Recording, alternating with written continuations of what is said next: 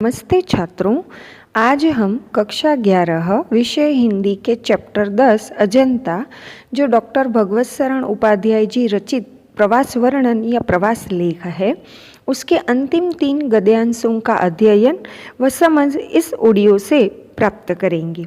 विश्व धरोहर एवं भारतीय शिल्पकला के उत्कृष्ट ज्ञान का परिचय देने वाली अजंता की गुफाएं सारे संसार में छात्रों अपनी बेनमुन चित्रकारी के लिए सुविख्यात है।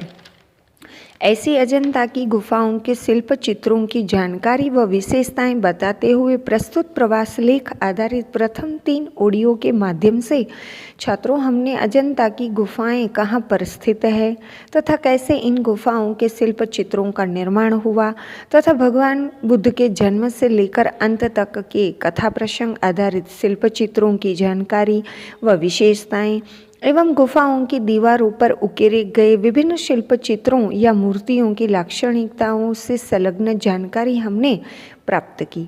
छात्रों, अब प्रस्तुत यात्रा या प्रवास वर्णन आधारित इस ऑडियो के द्वारा हम भगवान बुद्ध के पूर्व जन्म की कथाएं, जिसे जातक कथा कही जाती है, इन जातक कथाओं को अजंता की गुफाओं में शिल्प चित्रों के माध्यम से विस्तार से दर्शाया गया है।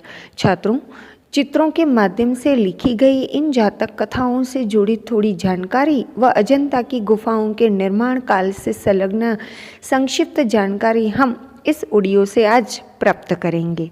अजंता की बौद्ध गुफाओं के शिल्प चित्रों के बारे में जानकारी देते हुए छात्रों लेखक ने लिखा है कि भगवान बुद्ध के इस जन्म की घटनाएं तो इन चित्रित कथाओं में है ही, पर साथ ही साथ भगवान बुद्ध के पिछले जन्म की यानी कि पूर्व जन्म की कथाओं का भी अजंता की गुफाओं में चित्रण हुआ है।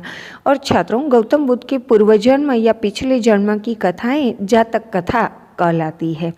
छात्रों, यहाँ प्रयुक्त शब्द जन्म का विलोम है मृत्यु, तो पिछला या पूर्व जन्म यानी इस जन्म से पहले का जन्म। छात्रों, बौद्ध धर्म में भगवान बुद्ध की इन जातक कथाओं की संख्या 555 है तथा इन जातक कथाओं का बौद्धों में यानी कि बौद्ध संप्रदाय में बड़ा मान है, सम्मान है। ऐसी अनेक जातक कथाओं को अजंता के चित्रों में विस्तार के साथ लिख दिया गया है या दर्शाया गया है। इन जातक कथाओं के बारे में जानकारी देते हुए लेखक ने आगे लिखा है कि इन पिछले जन्मों में या पूर्व जन्म में भगवान बुद्ध ने गज यानी हाथी, कपि यानी वानर और मृग या हिरण आदि के रूप में विविध योनियों में जन्म लिया था एवं संसार के जगत के हित या कल्याण के लिए दया, करुणा और त्याग का आदर्श स्थापित करते हुए दया एवं त्याग के अनुकरणीय आचरण या व्यवहार की मिसाल पेश करते हुए भगवान बुद्ध बलिदान हो गए थे। जगत के कल्याण के लिए अपना सर्वस्व त्याग बलिदान करने वाले भगवान बुद्ध ने त्याग एवं करुणा का संदेश हमें दिया है।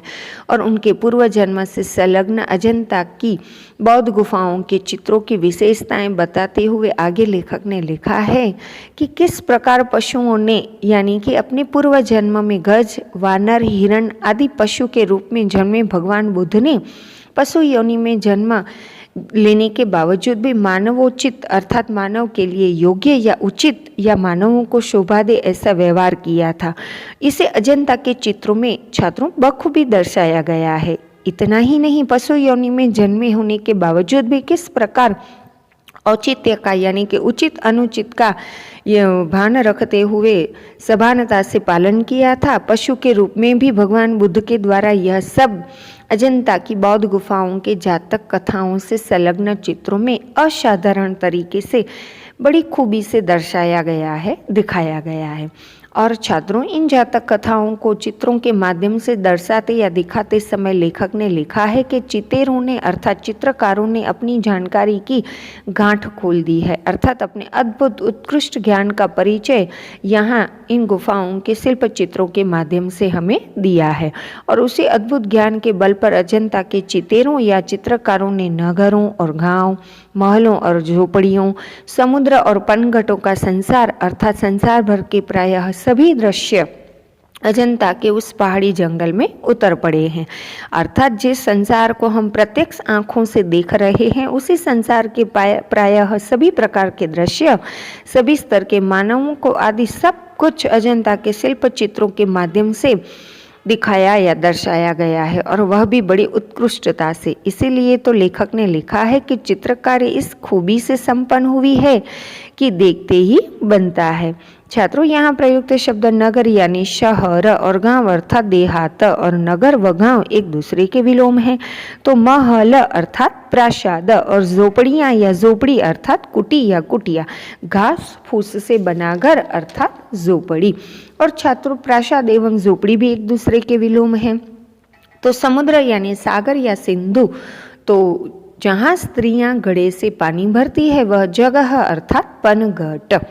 आगे छात्रों, इन जातक कथाओं से संलग्न चित्रों की विशेषताएं बताते हुए गद्यांश के अंत में लेखक ने लिखा है कि जुलूस हाथी, घोड़े और दूसरे अन्य जानवर भी जैसे सहसा यानी अचानक जीवंत होकर जिंदा होकर अपने अपने समझाए या सौंपे गए काम जादूगर के इशारे पर संभालने लग जाते हैं। छात्रों, जुलूस अर्थात प्रायः किसी प्रसंग या त्यौहार आधारित समूह में अनुशासन में बड़ी भारी संख्या में लोगों का सड़क पर निकलना, जिसे सरल भाषा में प्रदर्शन या परेड भी हम कह सकते हैं। तो यहाँ प्रयुक्त शब्द जादूगर अर्थात जादुई कारनामे करने वाला अर्थात जादूगर।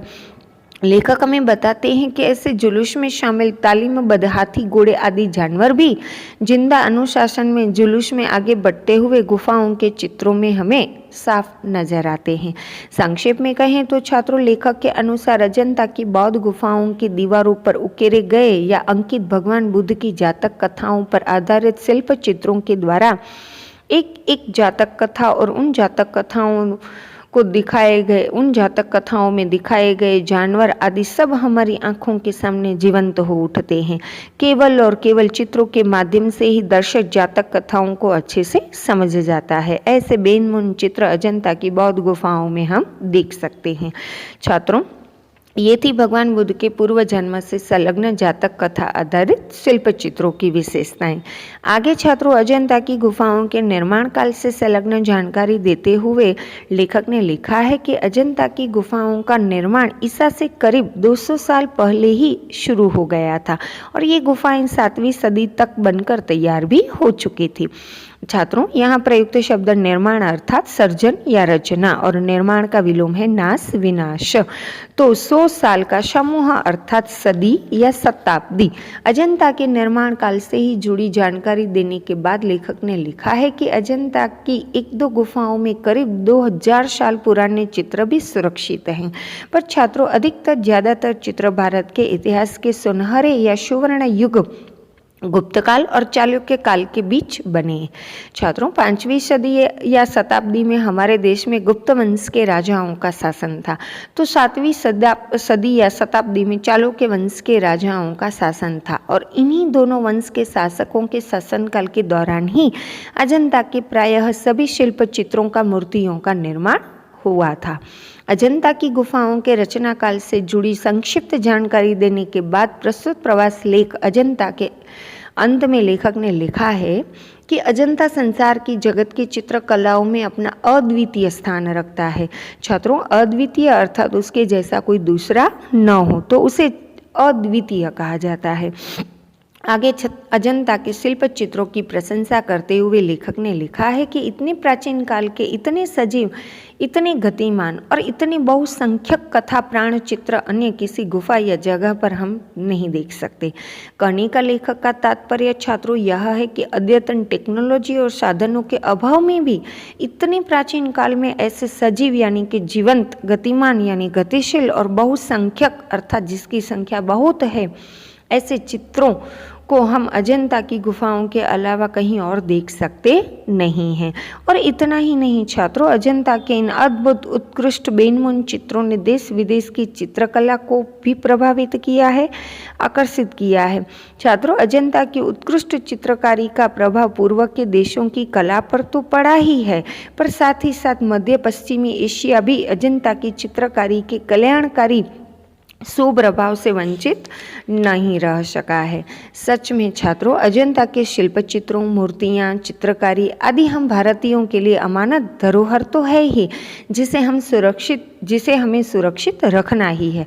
पर ये गुफाएं हम भारतीयों के लिए गौरव रूप है। हमारे पूर्वजों के अपूर्व ज्ञान की परिचायक ये गुफाएं भारतीय उत्कृष्ट कला का नमूना है, प्रतीक है।